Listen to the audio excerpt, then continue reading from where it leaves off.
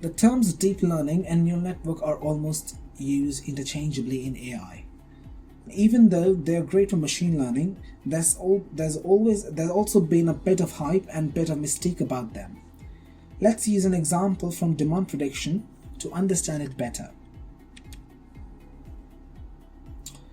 Let's say you run a website that sells t-shirts, and you want to know based on how you price the t-shirts, how many units you expect to sell, how many t-shirts you expect. So you might then create a data set something like this as shown here.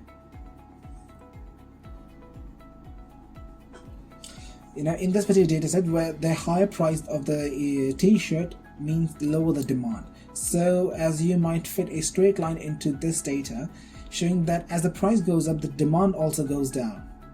Now demand can never go below zero, right? So maybe you say that the demand will flatten out at zero, and beyond a certain point you expect pretty much no one to buy any t-shirts from you if it's insanely high, if the prices are astronomical. It turns out that this green line is maybe the simplest possible neural network. You have as input the price A, and you want it to output the estimated demand B. So the way you would draw this as a neural network is that the price will be the input to this little round thing here, in here, and that this little round thing outputs the estimated demand. In the AI terminology, this little round thing here is called a neuron, or sometimes it's called an artificial neuron. It's based on the biological human neurons, the neurons that are present in our brain. And all it does is to compute this green curve that I've drawn here on the left. This may be the simplest possible neural network with a single artificial neuron that just inputs the price and outputs the estimated demand.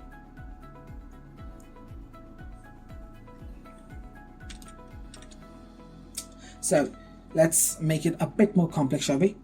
If you think of this yellow circle, this artificial neuron, as a little Lego brick, all that a neural network is, if you take a lot of these Lego bricks and stack them on top of each other until you get a big network of these neurons. So let's take a look at a more complex example. Suppose that instead of knowing only the price of the t-shirts, you also have the shipping costs that the customers will have to pay to get the t-shirts.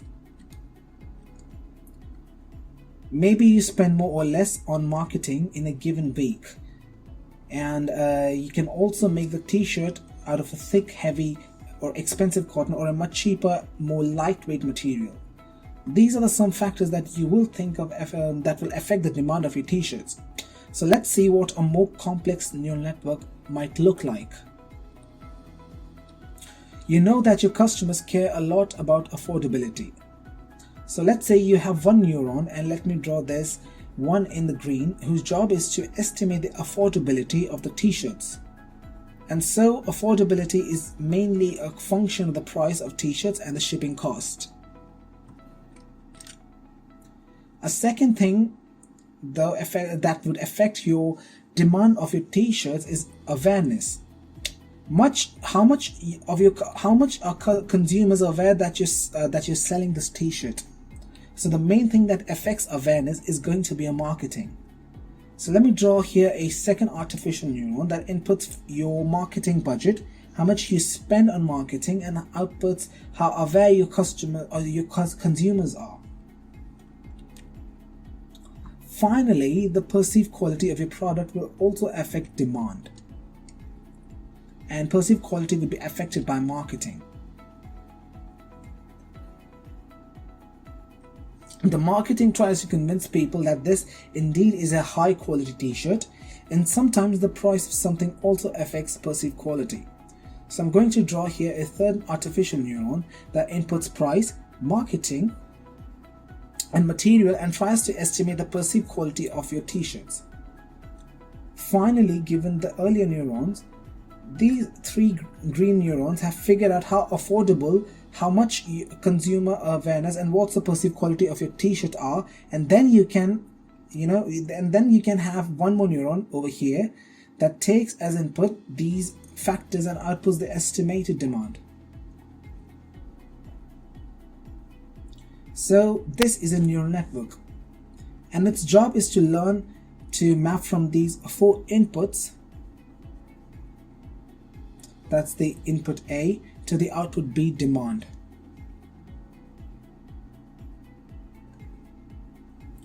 So it learns this input output or A to B mapping. This is a fairly small neural network with just 4 artificial neurons. In practice, neural networks used today are much larger, with easily thousands, tens of thousands, or even much larger than that number of neurons. Now, there's just one final detail of this description that I want to clean up, which is that in the way I've described the neural network, it was as if you had to figure out that the key factors are affordability, awareness, and perceived quality.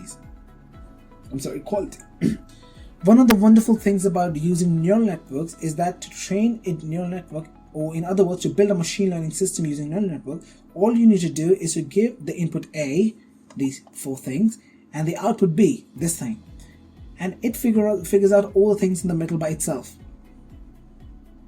So to build a neural network, what you would do is feed it lots of data, or the input A, and have a neural network that just looks something like this, with a few green neurons feeding to this orange open neuron, and then you have to give data with a demand B as well. And it's the software's job to figure out what these green neurons should be computing, so that it can automatically learn the most accurate possible function mapping from input A to output B. So that's why sometimes it is also called as black box. Because we are not really concerned what's going on inside. No, if the neural network is large enough, there's no way to figure out what.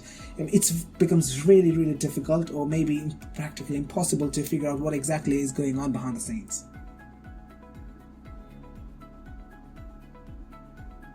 It is a group of artificial neurons, each of which computes a relatively simple function, but when you stack enough of them together like Lego bricks, they can compute incredibly complicated functions that give you a very accurate mappings from the input A to the output B.